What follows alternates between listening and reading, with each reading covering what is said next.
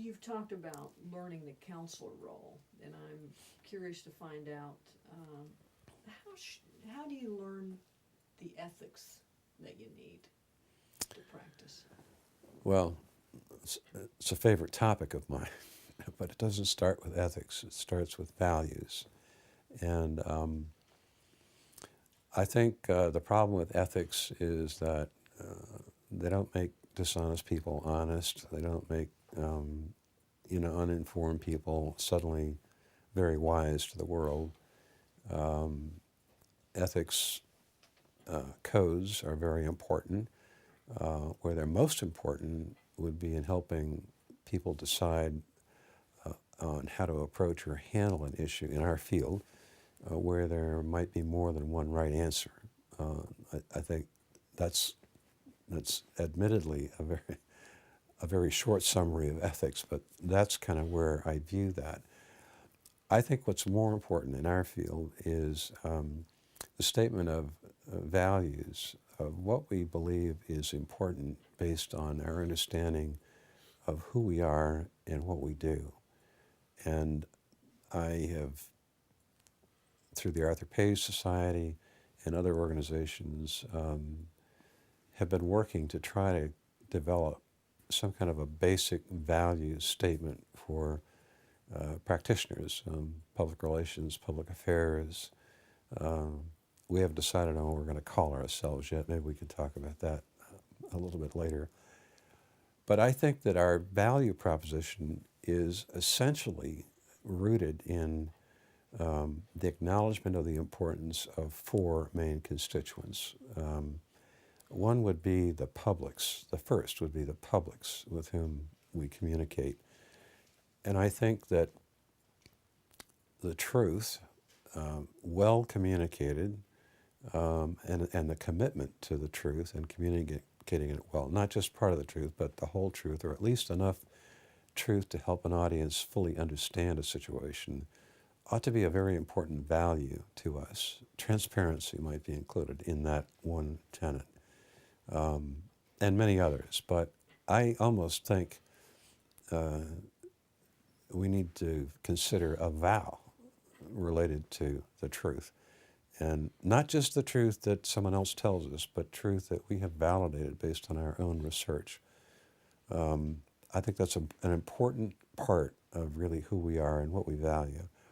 A second tenet would be to the clients or the organizations or individuals we serve. And we value honest advocacy for their points of view, their decisions about who they are, what's important to them. And we need to be honest advocates, but we need to do that in a way that we maintain our own independence so that we can validate claims being made by our clients and speak to those truths. There's a lot more to be said about that, but I view that as a very important constituent and value tenet, if you will, of public relations. The third tenet would be the media. And I'm talking about new media, old media, but it essentially arises from the constitutional right that we have to inquire about matters that are in the public interest. And that's traditionally the role of the journalist. Today, it's a much broader definition when you bring in bloggers. And I think that the challenge for communications people is to discern, and here's where you get to the ethics question, what are legitimate inquiries. And I think that doesn't mean just the New York Times or just the Wall Street Journal, but I think discovering that a particular blogger had an important audience and had a sense of it, of his or her own values, that to me represents a legitimate inquiry into what we might be doing. So I would include that in the media. And I think we have an obligation to be responsive to inquiries from the media and to do so promptly, certainly truthfully, accurately.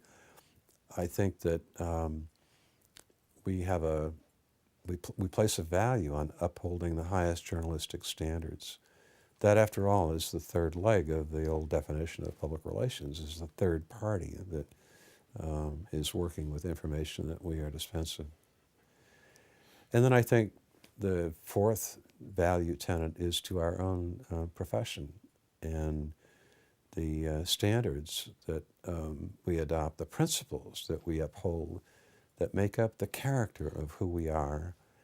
And there needs to be some kind of uniformity in that commitment so that we can expect of each other the same kind of treatment of information, delivery of information, and all of that being essentially rooted in the truth. Not essentially, absolutely, absolutely rooted in the truth. I think that this is a longer answer than you were probably prepared for, but unless we come together on some agreement of what we value on a personal level in our profession, then an ethics, I mean, if we just focus on the ethics of it, anyone could sign on to an ethics code. But it seems to me it has a whole lot more meaning if that commitment is based on what we agree to be the fundamental values of who we are and what we do. How far away are we as an industry, public relations practice, from coming together on a common set of shared values, this uniformity in commitment? How far away are we from adopting a common set of values? I think we're at the very beginning stages, truthfully. I really do. We need to get this into the academic environment, this whole idea. It may be that we haven't identified the right values. I think we've identified the right values, maybe not all, or maybe not articulated as well as they should be. But I also think that the values that we ultimately come together to agree on are ideas that we have to develop together.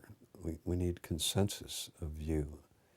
And a value statement is not something that you just force on unless we're all inmates in a prison.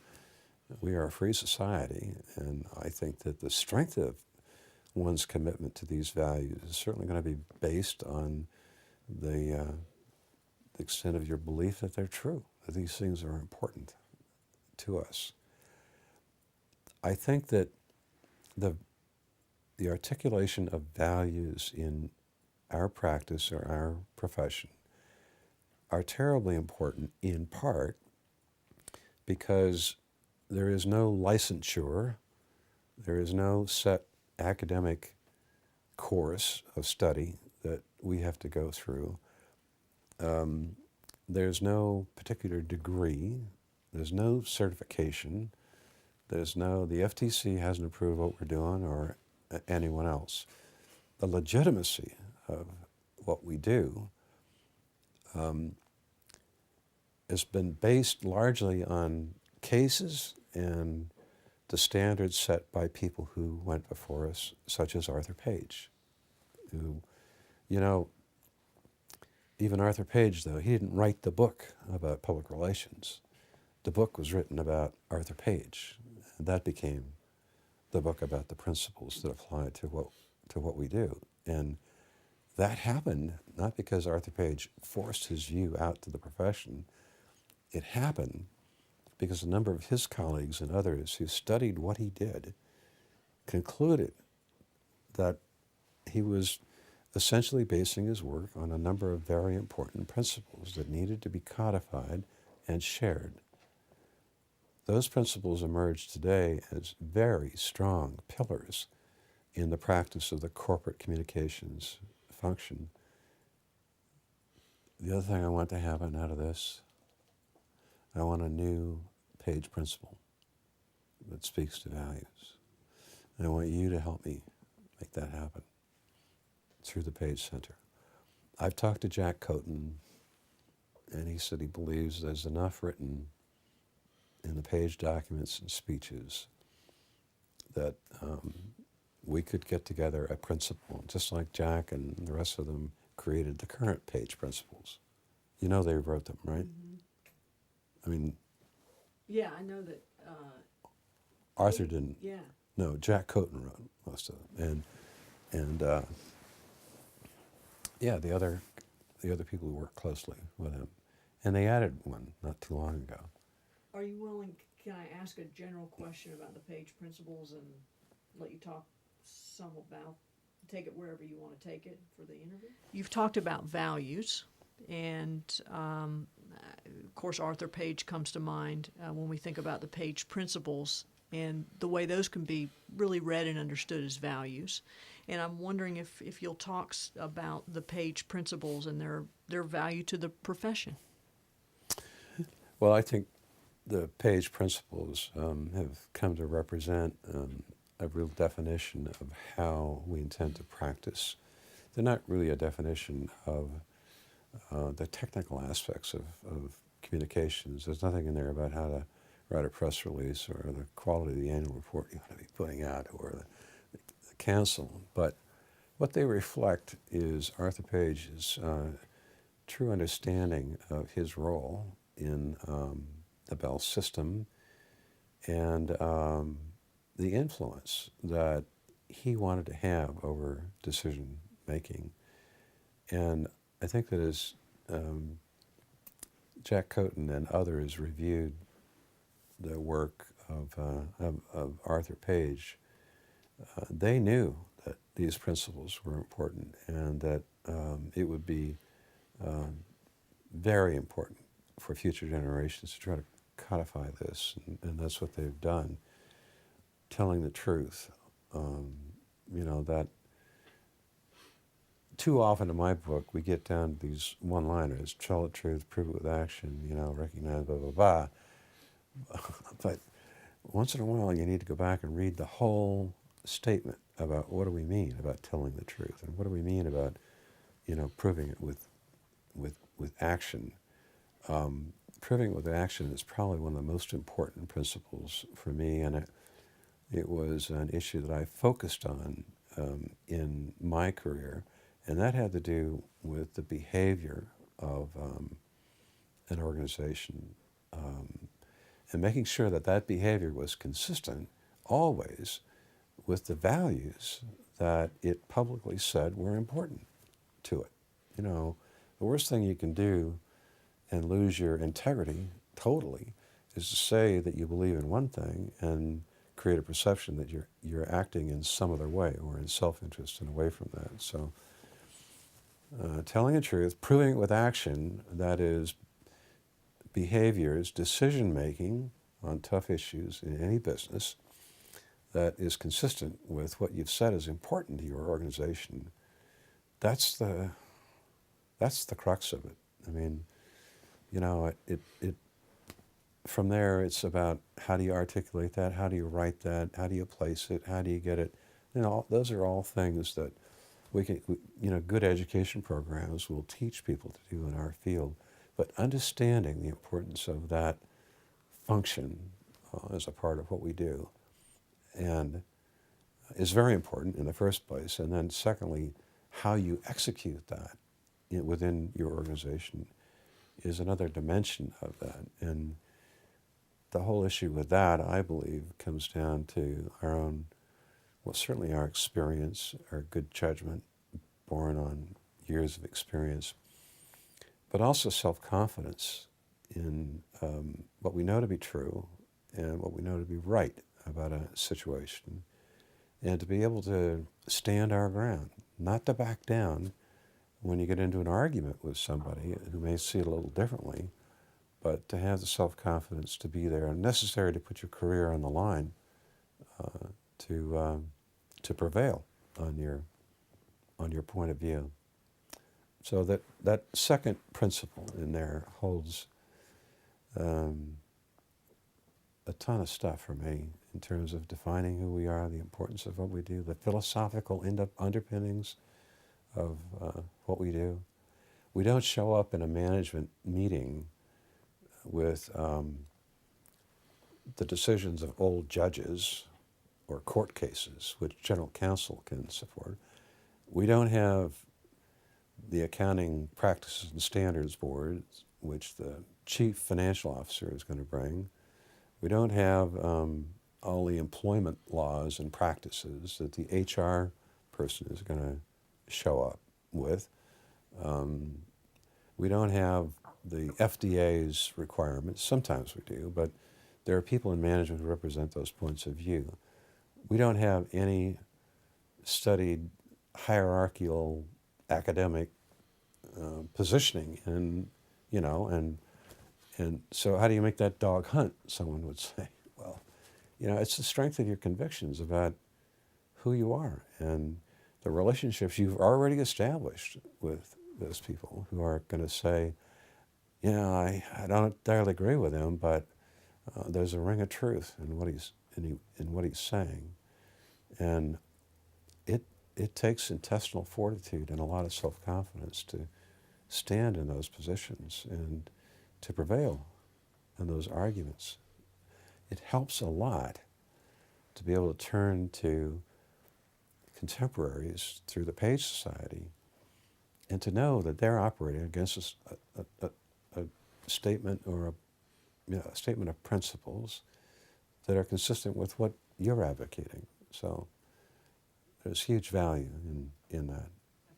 Let me speak to one other principle that I think is terribly important, and that's the last one, which is to remain calm, patient, and good-humored. It sounds silly to mention in the face of telling the truth and proving with action and all those other dimensions, but it's really important. And what it says is that it's important for us not to take ourselves too seriously all the time, to recognize that in our society, in our free society, in the organizations that we represent, there has to be a balance of views. We need to keep the team together. We need to keep everybody advancing on the same track and inspired and committed to supporting one another.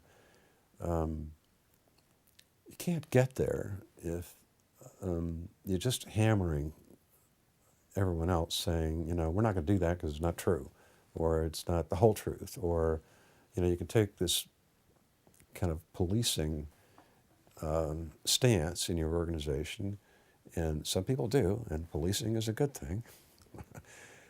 But I think where you really win acceptance and endorsement is if you're known as not taking yourself so seriously, and that the world is not going to end tomorrow.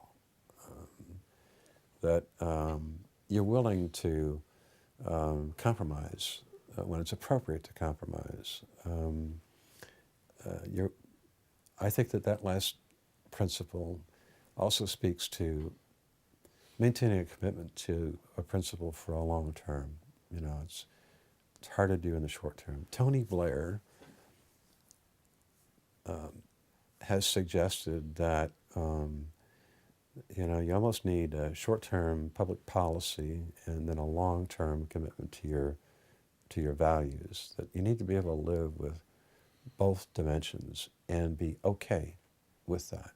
And I know a lot of people who have found the peace of that idea, that the commitment to prevail in the long term, but to survive in the short term.